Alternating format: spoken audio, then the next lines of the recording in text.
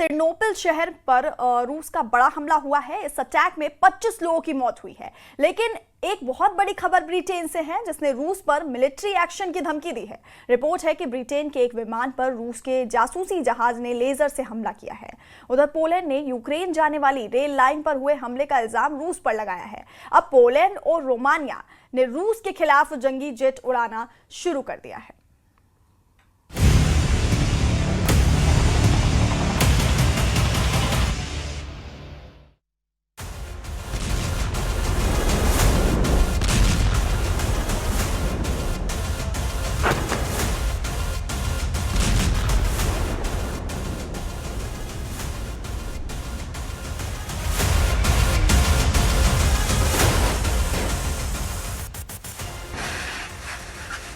युद्ध की त्रासदी ऐसी दिखती है, जलती, धधकती, भयावह, जहां जिंदगी की कोई बिसात नहीं होती,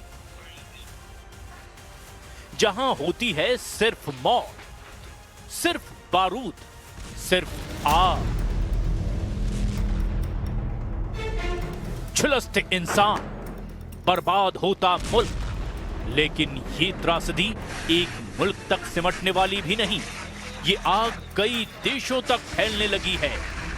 रूस के दुश्मन देशों का एक एक करके नंबर आ गया है,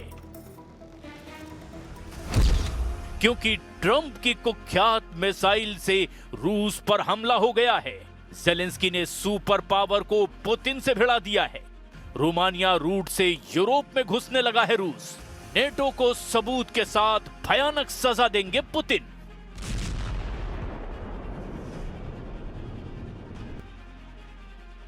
जब यूक्रेन सबसे ज्यादा बारूदी तपिश झेल रहा है, तब यूक्रेन का जर्रा जर्रा बारूदी धमाकों से दहल रहा है, तब सुपर पावर का साइलेंट हो जाना बहुत बड़े खतरे का सिग्नल दे रहा है। अचानक अमेरिका ने पुतिन के हमलों पर चुप्पी साध ली है। अचानक ट्रंप ने बेरुखी की चादर ओढ़ ली है, जबकि पुतिन ने हमलों का विस्फोटक राउंड शुरू कर दिया है। यूक्रेन में किस कदर बारूदी कोहराम मचा है, उसका भयानक दृश्य देख लीजिए। ये बहुमंजिला इमारत रूस के प्रचंड प्रहार से ढह गई है। धमाका इतना जोरदार था कि कई घंटों तक बिल्डिंग आग में घिरी रही। धमाका इतना पावरफुल था कि आधी इमारत भस्म हो गई। रूस ने पूरी रात यूक्रेन में मिसाइलों और ड्रोन से हमले किए। खासकर पश्चिमी यूक्रेन के शहरों को रूस की सेना ने निशाने पर ले लिया।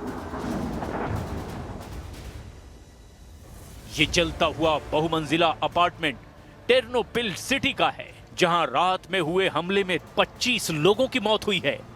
हमले के बाद राहत बचाव में जुटे दमकल कर्मियों ने जलते अपार्टमेंट से 40 से ज्यादा घायलों को बाहर निकाला।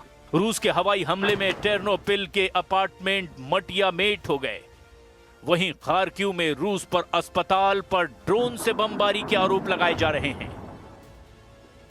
यह हाहाकार उसी अस्पताल का है जहां 39 लोग बारूदी प्रहार से जख्मी हो गए। रूस के ताबड़तोड़ हमलों से बचने के लिए यूक्रेन की राजधानी कीव में लोगों ने अंडरग्राउंड मेट्रो स्टेशन में पनाह ले रखी है। Почали спускатися метро, коли уламки або шахеди десь поблизу влучали.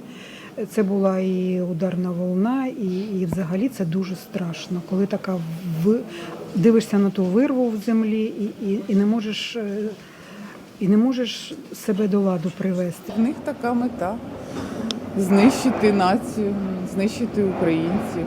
Тому вони роблять все для того, щоб це все здійснити.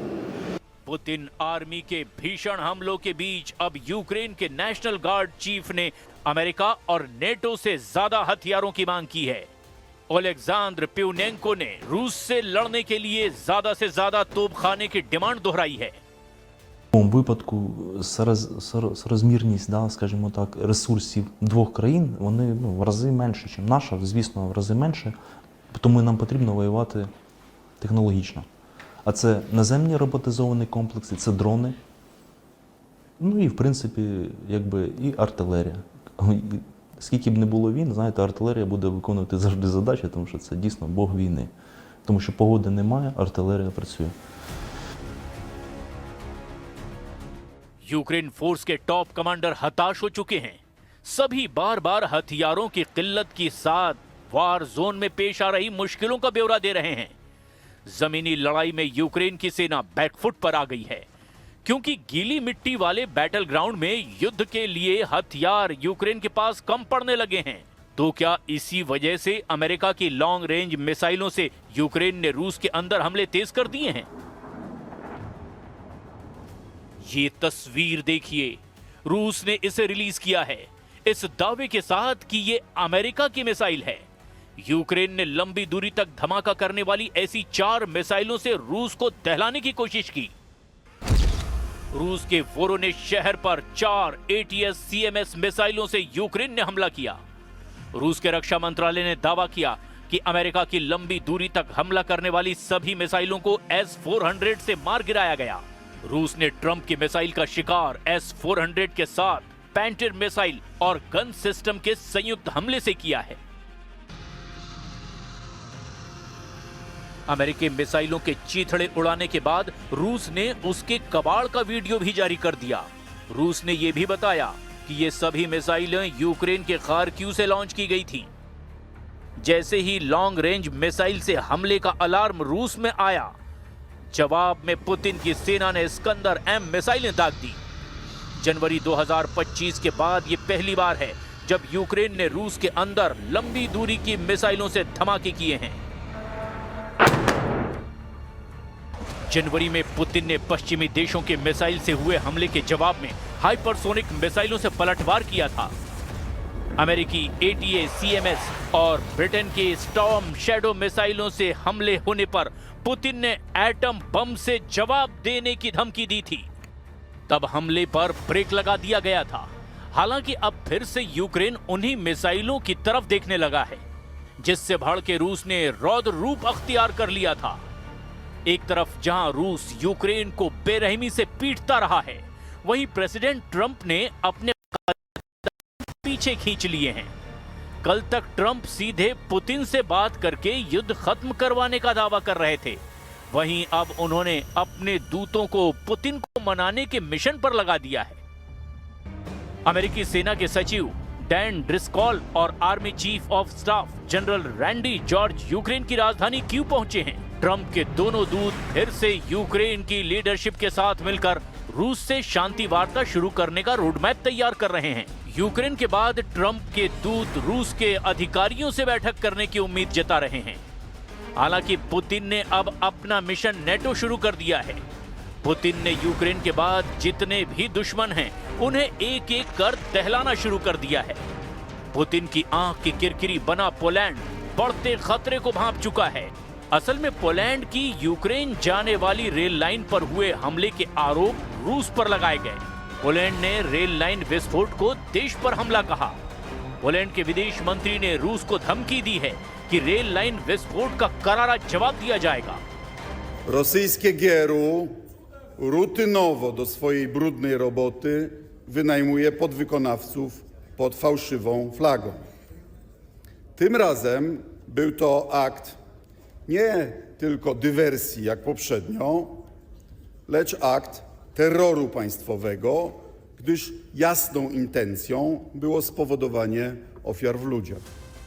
पोलैंड ने दावा किया कि यूक्रेन जाने वाली रेल लाइन पर हमले के लिए रूस ने यूक्रेन के 2 गद्दारों को मोहरा बनाया। पोलैंड ने सभी जांच के बाद जानकारी दी कि रूस के राजनयिकों पर प्रतिबंध लगाया जा रहा है। पोलैंड ने साफ धमकी दी है कि रूस से बदला लेने के लिए अब किसी भी हद को पार किया जा सकता है। Rosyjskie GRU rutynowo do swojej brudnej roboty wynajmuje podwykonawców pod fałszywą flagą. Tym razem był to akt nie tylko dywersji jak poprzednio, lecz akt terroru państwowego, gdyż jasną intencją było spowodowanie ofiar w ludziach. Ukraine रूस युद्ध शुरू हुआ तब से Poland ने Putin की tension बढ़ा रखी है। पोलैंड ने बीती रात रूस के भीषण हमलों के बाद में फ्रंट लाइन पर जंगी जेटों को उड़ाना भी शुरू कर दिया है। पोलैंड के साथ रोमानिया में नेटो के फाइटर जेट ने भी अटैक मोड ऑन कर दिया है। मतलब नेटो और रूस का युद्ध अघोषित तौर पर शुरू हो चुका है। रूस ने रोमानिया और पोलैंड में किसी भी एक को अगर टारगेट बनाया तो फिर युद्ध का विस्तार अमेरिका तक हो सकता है। इसी वजह से ट्रंप अब पर्दे के पीछे रहते हुए पुतिन से वॉर डील फाइनल करने का प्लान बना रहे हैं। अमेरिकी न्यूज एजेंसी एक्सियोस के मुताबिक ट्रंप ने यूक्रेन युद्ध खत्म करने के लिए एक नई योजना पर चुपचाप रूस से बातचीत कर ली है। ट्रंप और पुतिन ने मिलकर के 28 सूत्रीय एक मसौदा भी तैयार कर लिया है। नए शांति प्रस्ताव को 4 बड़े हिस्सों में बांटा गया है, जिसमें यूक्रेन में शांति, सुरक्षा गारंटी, यूरोपीय सुरक्षा और रूस यूक्रेन के साथ भविष्य के अमेरिकी संबंधों का जिक्र है। हालांकि रूस ने यूक्रेन की जितनी जमीन जीत ली है, उसका कंट्रोल किसके पास होगा अब भी ये साफ नहीं है। युद्ध समझौते में यही पेच अब तक अनसुलझा है।